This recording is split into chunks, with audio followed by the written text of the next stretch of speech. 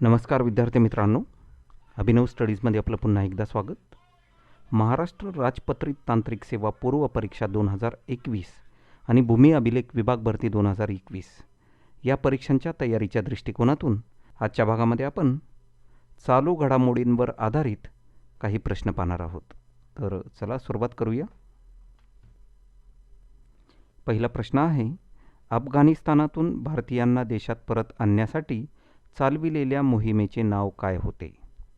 या ठिकाणी ऑप्शन्स आहेत: ऑपरेशन सहाय्यता, ऑपरेशन अफगान, ऑपरेशन तेज आणि ऑपरेशन देवी शक्ती. मित्रांनो, या ठिकाणी बरोबर उत्तर आहे पर्याय क्रमांक 4 म्हणजे ऑपरेशन देवी शक्ती. पुढचा प्रश्न आहे, अयोग्य विधान ओळखा. आता या ठिकाणी 4 पर्याय दिलेले आहेत आणि त्यामध्ये पहिल्या 3 पर्यायांमध्ये 3 विधानं दिलेली आहेत. ती विधानं अशी आहेत: तामिळनाडू तृतीय पंथांना पोलीस दलात स्थान देणारे भारतातील दुसरे राज्य आहे. दुसरा पर्याय आहे, महाराष्ट्र हे युवा धोरण राबविणारे पहिले राज्य आहे. पर्याय क्रमांक 3 आहे, भारतातील पहिले कार्बनमुक्त राज्य म्हणजे हिमाचल प्रदेश आहे. आणि चौथा पर्याय आहे, वरीलपैकी एकही विधान अयोग्य नाही. मित्रांनो, या ठिकाणी बरोबर उत्तर आहे पर्याय क्रमांक 1 म्हणजे पर्याय क्रमांक 1 मध्ये जे विधान आहे, तृतीयपंथी पोलीस दलात स्थान देण्यासंबंधी तामिळनाडू विषयक, ते वाक्य चुकीचं आहे. मग या ठिकाणी बरोबर वाक्य काय आहे? तर तामिळनाडू हे तृतीय पंथांना पोलीस दलात स्थान देणारे भारतातील पहिले राज्य आहे. पुढचा प्रश्न आहे, स्वतंत्र ऊर्जा संवर्धन धोरण तयार करणारे डॅश डॅश हे भारतातील पहिले राज्य आहे. या ठिकाणी पर्याय आहेत महाराष्ट्र, गुजरात, केरळ आणि उत्तर प्रदेश. या ठिकाणी बरोबर उत्तर आहे पर्याय क्रमांक 1 म्हणजे महाराष्ट्र. स्वतंत्र ऊर्जा संवर्धन धोरण तयार करणारे महाराष्ट्र हे भारतातील पहिले राज्य आहे. आता या प्रश्नामध्ये अ आणि ब अशी 2 विधानं दिलेली आहेत आणि त्या 2 विधानाविषयक 4 पर्याय दिलेले आहेत. विधान अ आहे, भारतीय हवाई दलाचे नवे प्रमुख म्हणून एअर मार्शल व्ही.आर. चौधरी यांची नियुक्ती करण्यात आली. आणि विधान ब आहे, व्ही.आर. चौधरी हे हवाई दलाचे 27वे प्रमुख आहेत. या ठिकाणी ऑप्शन्स आहेत: विधान अ योग्य, ब अयोग्य. दुसरा पर्याय आहे ब योग्य, अ अयोग्य. तिसरा पर्याय आहे अ व ब दोन्ही योग्य आणि चौथा पर्याय आहे अ व ब दोन्ही अयोग्य. मित्रांनो, या ठिकाणी बरोबर उत्तर आहे पर्याय क्रमांक 3 म्हणजे विधान अ आणि विधान ब दोन्ही या ठिकाणी बरोबर आहेत. पुढचा प्रश्न आहे, साऊथ एशियन फुटबॉल फेडरेशन म्हणजे सॅफ अजिंक्यपद फुटबॉल स्पर्धा 2021 संबंधी योग्य विधान किंवा विधाने ओळखा. आता या ठिकाणी 4 विधानं दिलेली आहेत: अ, ब, क आणि ड. विधान अ आहे, या स्पर्धेचा विजेता संघ भारत आहे. विधान ब आहे, या स्पर्धेतील उपविजेता संघ नेपाळ आहे. विधान क आहे, 1992ला ही स्पर्धा प्रथम खेळवली गेली. आणि विधान ड आहे, अंतिम सामन्यामध्ये भारताने नेपाळवर 3-0ने मात केली. या ठिकाणी पर्याय आहेत: पर्याय क्रमांक 1 फक्त अ बरोबर, पर्याय क्रमांक 2 अ व ब बरोबर, पर्याय क्रमांक 3 अ, ब व ड बरोबर आणि पर्याय क्रमांक 4 सर्व बरोबर. या ठिकाणी बरोबर उत्तर आहे पर्याय क्रमांक 3 म्हणजे विधान अ, ब व ड हे बरोबर आहेत. विधान क मात्र या ठिकाणी चुकीचं आहे. 1992ला ही स्पर्धा प्रथम खेळली गेली हे विधान चुकीचं आहे. मग बरोबर विधान काय आहे या ठिकाणी? तर साऊथ एशियन फुटबॉल फेडरेशन अजिंक्यपद फुटबॉल स्पर्धा ही सर्वप्रथम 1993मध्ये खेळवली गेली. पुढचा प्रश्न आहे, आता या ठिकाणी सुद्धा 2 विधानं दिलेली आहेत. 2021चा शांततेचा नोबेल पुरस्कार मारिया रेस यांना मिळाला. आणि विधान ब आहे, नोबेल पुरस्कार मिळविणाऱ्या त्या फिलिपाईन्सच्या दुसऱ्या व्यक्ती आहेत. पर्याय क्रमांक 1 आहे अयोग्य ब अयोग्य, 2 आहे ब योग्य अयोग्य, पर्याय क्रमांक 3 आहे दोन्ही योग्य आणि पर्याय क्रमांक 4 आहे दोन्ही अयोग्य. या ठिकाणी बरोबर उत्तर आहे पर्याय क्रमांक 1, म्हणजे विधान अ योग्य आहे आणि विधान ब अयोग्य आहे. विधान ब जे आहे ते मग त्यामध्ये काय सुधारणा पाहायला हवी, तर नोबेल पुरस्कार मिळविणाऱ्या मारिया रेसा या फिलिपाईन्सच्या पहिल्या व्यक्ती आहेत. मारिया रेसा आणि त्यांच्यासोबत दिमित्री मुरातोव यांना 2021चा शांततेचा नोबेल पुरस्कार मिळाला. अभिव्यक्ती स्वातंत्र्य अबाधित ठेवण्यासाठी त्यांनी केलेल्या प्रयत्नांचा उल्लेख नोबेल समितीनं पुरस्कार जाहीर करताना केला होता. मारिया रेसा आणि दिमित्री मुरातोव हे दोघेही व्यवसायाने पत्रकार म्हणून कार्यरत आहेत. मारिया रेसा या फिलिपाईन्सच्या आहेत, तर दिमित्री मुरातोव हे रशियाचे आहेत. मारिया रेसा या नोबेल पुरस्कार मिळविणाऱ्या फिलिपाईन्सच्या पहिल्या व्यक्ती आहेत. पुढचा प्रश्न आहे, भारताचे प्रथम लोकपाल म्हणून डॅश डॅश यांची नियुक्ती झाली. या ठिकाणी पर्याय आहेत. पर्याय क्रमांक 1 न्यायमूर्ती दीपक मिश्रा, पर्याय क्रमांक 2 न्यायमूर्ती TS ठाकूर, पर्याय क्रमांक 3 न्यायमूर्ती पिनाकी चंद्र घोष आणि पर्याय क्रमांक 4 आहे न्यायमूर्ती जगदीश सिंह खेहर.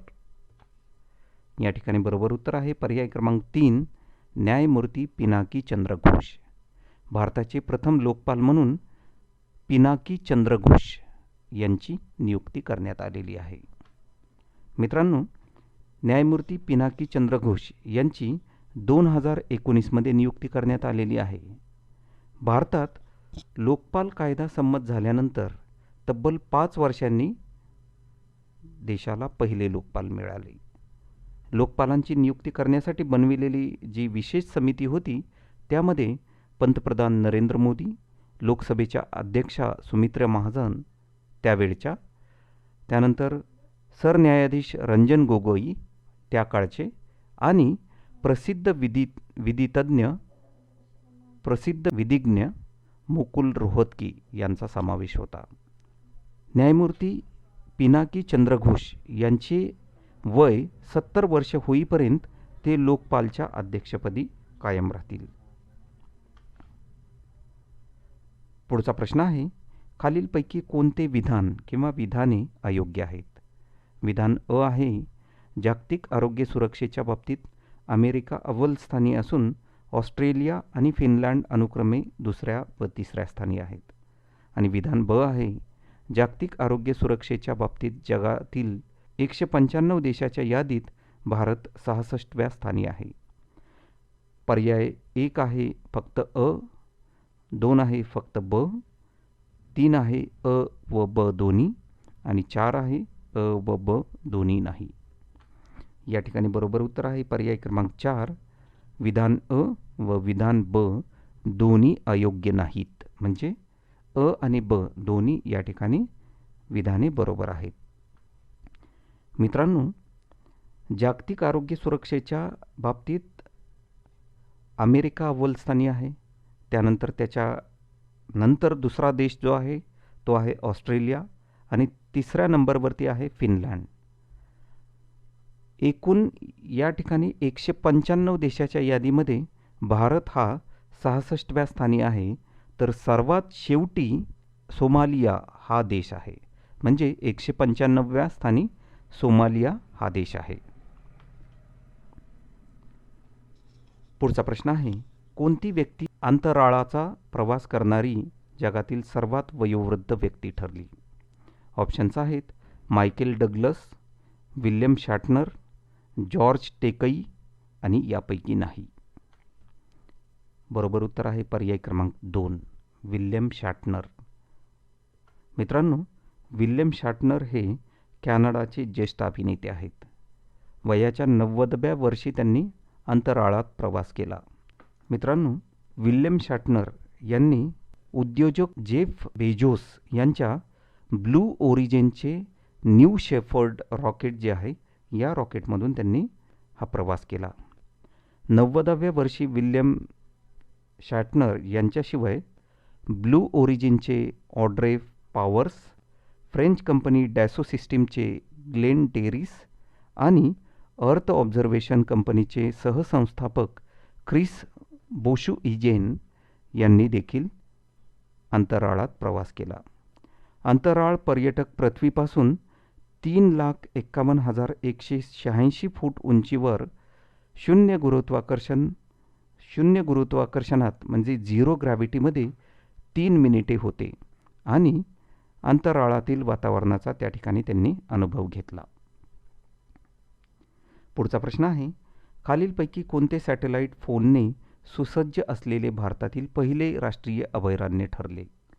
ऑप्शन्स आहेत काझीरंगा राष्ट्रीय अभयारण्य, कॉर्बेट राष्ट्रीय अभयारण्य, कान्हा राष्ट्रीय अभयारण्य आणि रणथंबोर राष्ट्रीय अभयारण्य. या ठिकाणी बरोबर उत्तर आहे पर्याय क्रमांक 1, काझीरंगा राष्ट्रीय अभयारण्य. मित्रांनो, काझीरंगा राष्ट्रीय अभयारण्य हे आसाम राज्यामध्ये आहे. या आसाम राज्यातील काझीरंगा राष्ट्रीय अभयारण्य हे सॅटेलाइट फोनने सुसज्ज असलेले भारतातील पहिले राष्ट्रीय अभयारण्य ठरले आहे. सॅटेलाइट फोनच्या वापरामुळे जंगलातील अवैध कृतींना आळा घालण्यासाठी वनरक्षक आता थेट संपर्क साधू शकतात. पुढचा प्रश्न आहे, जागतिक युवा विकास निर्देशांक 2020च्या संदर्भात खाली दिलेले विधाने विचारात घ्या. विधान अ आहे, 181 देशाच्या या यादीत भारताचा 141वा क्रमांक लागतो. आणि विधान ब आहे, तो लंडन येथील राष्ट्रकुल सचिवालयाने प्रसिद्ध केला आहे. वरीलपैकी कोणते विधान चुकीचे आहे?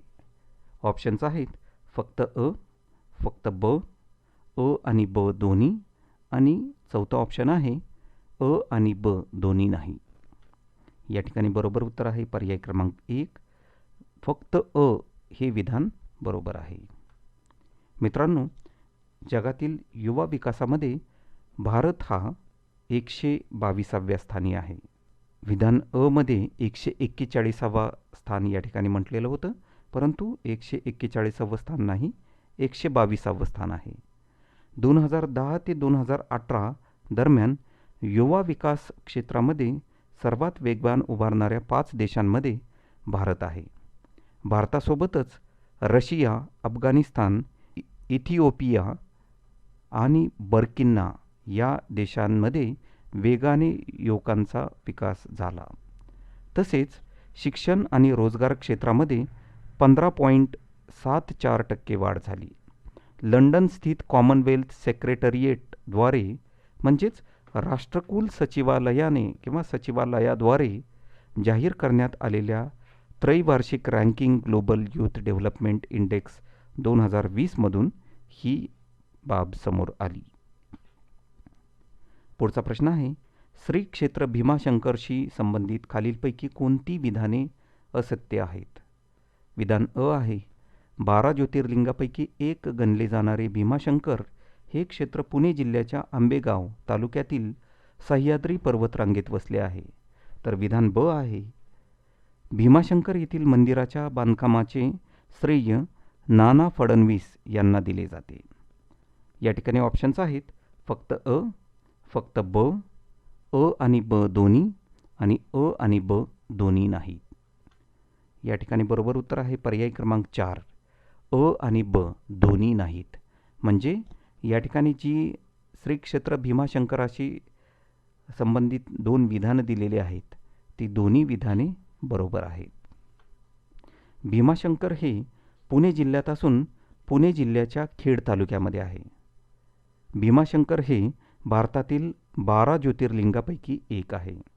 या ज्योतिर्लिंगामधून पश्चिमी महाराष्ट्रातील प्रमुख नद्यांपैकी एक अशी भीमा नदी उगम पावते. येथील सर्वात वैशिष्ट्यपूर्ण प्राणी म्हणजे शेकरू. शेकरू म्हणजे उडणारी खार. येथील शेकरू तांबूस रंगाची असून ती फक्त या भीमाशंकरच्या जंगलामध्येच आढळते. पुढचा प्रश्न आहे, खालील विधानांचा विचार करा व योग्य विधाने निवडा. विधान अ आहे, निगोज येथील घोड नदीच्या पात्रात रांजण खळगे आढळतात. आणि विधान ब आहे, लेण्याद्री येथील लेण्यांचा समूह कुकडी नदीच्या काठी वसला आहे.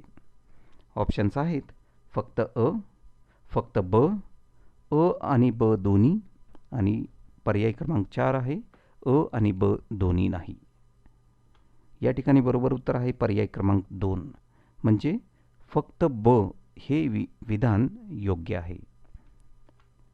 मित्रांनो, विधान अ जे आहे ते बरोबर काय आहे, तर ते आहे, निगोज येथील कुकडी नदीच्या पात्रात असलेल्या खडकात पाण्याच्या अव्याहत प्रवाहाने नैसर्गिकरित्या जे असंख्य खड्डे तयार झालेले आहेत त्याला रांजण खळगे म्हणतात. पुढचा प्रश्न आहे, नेवासा हे धार्मिक ठिकाण कशासाठी प्रसिद्ध आहे? पर्याय क्रमांक 1 आहे संत तुकाराम महाराजांची समाधी, 2 आहे संत ज्ञानेश्वर महाराजांची समाधी, 3 आहे संत ज्ञानेश्वर महाराजांनी ज्ञानेश्वरी सांगितली ते ठिकाण, आणि पर्याय क्रमांक 4 आहे एकनाथ महाराजांची समाधी. मित्रांनो, या ठिकाणी बरोबर उत्तर आहे संत ज्ञानेश्वर महाराजांनी ज्ञानेश्वरी सांगितली ते ठिकाण म्हणजे नेवासा होय. मित्रांनो, नेवासा हे अहमदनगर जिल्ह्यामध्ये आहे. संत तुकारामांची जी समाधी आहे ती पुणे जिल्ह्यातील देहू या ठिकाणी आहे. ज्ञानेश्वर महाराजांची समाधी पुणे जिल्ह्यामध्येच आळंदी या ठिकाणी आहे. तर एकनाथ महाराजांची समाधी औरंगाबाद जिल्ह्यातील पैठण या ठिकाणी आहे. पुढचा प्रश्न आहे, आता 3 विधानं या ठिकाणी दिलेली आहेत. विधान अ, चिखलदरा हे विदर्भातील प्रमुख व महत्त्वाचे थंड हवेचे ठिकाण आहे. विधान ब आहे, दाजीपूर अभयारण्य काळविटासाठी प्रसिद्ध आहे. आणि विधान क आहे, नवेगाव राष्ट्रीय उद्यान भंडारा जिल्ह्यात आहे. आता या ठिकाणी ऑप्शन्स आहेत. पर्याय क्रमांक 1 आहे अ व ब योग्य, क अयोग्य. पर्याय 2 आहे अ व क योग्य, ब अयोग्य. पर्याय 3 आहे ब आणि क अयोग्य आणि अ योग्य. आणि पर्याय 4 आहे वरीलपैकी सर्व अयोग्य. या ठिकाणी बरोबर उत्तर आहे पर्याय क्रमांक 3, म्हणजे विधान ब आणि क हे अयोग्य आहेत, तर विधान अ हे योग्य आहे. म्हणजे चिखलदरा हे विदर्भातील प्रमुख व महत्त्वाचे थंड हवेचे ठिकाण आहे. चिखलदरा हे अमरावती जिल्ह्यामधील आहे. मित्रांनो, दाजीपूर अभयारण्य जे आहे ते काजवा महोत्सवासाठी प्रसिद्ध आहे. म्हणजे काजवा या कीटकासाठी दाजीपूर अभयारण्य प्रसिद्ध आहे आणि दरवर्षी त्या ठिकाणी काजवा महोत्सव हा साजरा करण्यात येतो. नवेगाव राष्ट्रीय उद्यान महाराष्ट्राच्या गोंदिया जिल्ह्यातील आहे. या राष्ट्रीय उद्यानाची स्थापना 22 नोव्हेंबर 1975 रोजी झाली होती. नवेगावचे उद्यान हे मुख्यत्वे विविध प्रकारच्या पक्ष्यांसाठी प्रसिद्ध आहे. पुढचा प्रश्न आहे, 2 विधाने दिलेली आहेत. विधान अ आणि ब. महाराष्ट्र राज्य वखार महामंडळाची स्थापना 1957 साली करण्यात आली. हे विधान अ आहे. तर विधान ब आहे, महाराष्ट्र राज्य सहकारी आदिवासी विकास महामंडळाचे मुख्यालय नांदेड येथे आहे. ऑप्शन्स आहेत फक्त अ योग्य, फक्त ब योग्य, अ व ब योग्य आणि दोन्हीही अयोग्य. या ठिकाणी बरोबर उत्तर आहे पर्याय क्रमांक 1, विधान अ हे फक्त योग्य आहे. मित्रांनो, महाराष्ट्र राज्य वखार महामंडळ हा महाराष्ट्र शासनाचा उपक्रम असून राज्यभरात गोदामांची जाळे निर्माण करून औद्योगिक व कृषी क्षेत्रास अन्नधान्याची नासाडी होऊ नये म्हणून साठवणुकीची सुविधा पुरविण्यासाठी या महामंडळाची निर्मिती केलेली आहे. महाराष्ट्र राज्य वखार महामंडळ 8 ऑगस्ट 1957ला ॲग्रिकल्चरल प्रोड्यूस कॉर्पोरेशन ॲक्ट 1956 अन्वये स्थापन झाले. सन 1962 मध्ये the warehousing corporation act 1962 पारित झाल्यानंतर 1956चा कायदा रद्द झाला आणि आता हे महामंडळ 1962च्या कायद्यान्वये कार्यरत आहे. मित्रांनो, विधान ब जे आहे ते चुकीचं आहे. या ठिकाणी बरोबर काय आहे, तर महाराष्ट्र राज्य सहकारी आदिवासी विकास महामंडळाचे मुख्यालय हे नाशिक या ठिकाणी आहे. पुढचा प्रश्न आहे, शांतीस्वरूप भटनागर पुरस्कारास केव्हापासून सुरुवात झाली? ऑप्शन्स आहेत 1956, 1957, 1958 आणि 1959. बरोबर उत्तर आहे पर्याय क्रमांक 2. 1957 पासून शांतीस्वरूप भटनागर पुरस्कारास सुरुवात झाली. मित्रांनो, डॉक्टर शांतीस्वरूप भटनागर यांच्या नावाने हा पुरस्कार भारतातील council of scientific and industrial research संस्थेतर्फे प्रदान करण्यात येतो. डॉक्टर भटनागर यांचे पश्चात तरुण भारतीय संशोधक व तंत्रज्ञ यांनी केलेल्या महत्त्वाच्या मूलभूत संशोधनाला योग्य मान्यता मिळवून देण्याच्या उद्देशाने हा पुरस्कार दरवर्षी देण्याचा प्रघात सन 1957 पासून सुरू आहे. आज तागायत हा पुरस्कार सुमारे 450च्या जवळपास शास्त्रज्ञांना देण्यात आलेला आहे. पुढचा प्रश्न आहे, विधान अ आहे, साहित्य क्षेत्रातील अमूल्य योगदानाबद्दल दिली जाणारी साहित्य अकादमी फेलोशिप डॉक्टर भालचंद्र नेमाडे यांना जाहीर झाली. आणि विधान ब आहे, हा साहित्य अकादमीचा सर्वोच्च सन्मान आहे. ऑप्शन्स आहेत फक्त अ योग्य, फक्त ब योग्य, अ व ब दोन्ही योग्य आणि अ व ब दोन्ही अयोग्य. या ठिकाणी बरोबर उत्तर आहे पर्याय क्रमांक 3, अ व ब दोन्ही योग्य. पुढचा प्रश्न आहे, खालीलपैकी दोन्ही ठिकाणी व्याघ्र प्रकल्प असलेल्या योग्य जोड्या ओळखा. अ. राधानगरी कोल्हापूर व नवेगाव नागझिरा गोंदिया व भांडारा. ब. पेंच नागपूर व किनवट नांदेड यवतमाळ. क. बोर वर्धा व नवेगाव नागझिरा गोंदिया व भांडारा. आणि ड. ताडोबा अंधारी चंद्रपूर व मेळघाट अमरावती. मित्रांनो, या ठिकाणी जे 4 पर्याय दिलेले आहेत त्यातून बरोबर उत्तर असलेला पर्याय आहे पर्याय क्रमांक 1, म्हणजे क आणि ड यांच्यातील जोड्या ज्या आहेत या जोड्या व्याघ्र प्रकल्प असलेल्या योग्य जोड्या आहेत. पुढचा प्रश्न आहे, खालीलपैकी कोणते विधान चुकीचे आहे? 4 विधानं दिलेली आहेत किंवा 4 पर्याय आहेत, त्यापैकी पहिल्या 3 पर्यायांमध्ये विधाने आहेत आणि 4था पर्याय यापैकी एकही नाही आहे. पहिलं विधान आहे, भारतात दरवर्षी 25 जानेवारी हा राष्ट्रीय मतदार दिवस म्हणून साजरा केला जातो. दुसरं विधान आहे, महाराष्ट्रात दरवर्षी राज्य मतदार दिवस हा 1 मे रोजी साजरा केला जातो. आणि तिसरं विधान आहे, 25 जानेवारी हा भारताच्या निवडणूक आयोगाचा वर्धापन दिन आहे. मित्रांनो, या ठिकाणी बरोबर उत्तर आहे पर्याय क्रमांक 2, म्हणजे पर्याय क्रमांक 2 मधलं जे विधान आहे ते चुकीचं आहे. महाराष्ट्रात दरवर्षी राज्य मतदार दिवस हा 1 मे रोजी साजरा केला जातो, हे विधान चुकीचं आहे. मग बरोबर विधान काय आहे, तर महाराष्ट्रात दरवर्षी राज्य मतदार दिवस हा 1 जुलै रोजी साजरा केला जातो. तर मित्रांनो, अशा पद्धतीने आजच्या भागामध्ये आपण चालू घडामोडींवर आधारित काही प्रश्न हे स्पष्टीकरणासहित पाहिले. मित्रांनो, हा व्हिडिओ आपल्याला आवडला असेल तर अवश्य लाईक करा. आपल्या मित्रमैत्रिणींपर्यंत हा व्हिडिओ शेअर करायला विसरू नका. आणि अशाच पद्धतीने स्पर्धा परीक्षांवर आधारित आमच्या अभिनव स्टडीज चॅनलवरती नवीन अपलोड केलेल्या व्हिडिओचे आपल्याला नोटिफिकेशन मिळण्यासाठी आमच्या चॅनलला अवश्य सबस्क्राईब करा. धन्यवाद.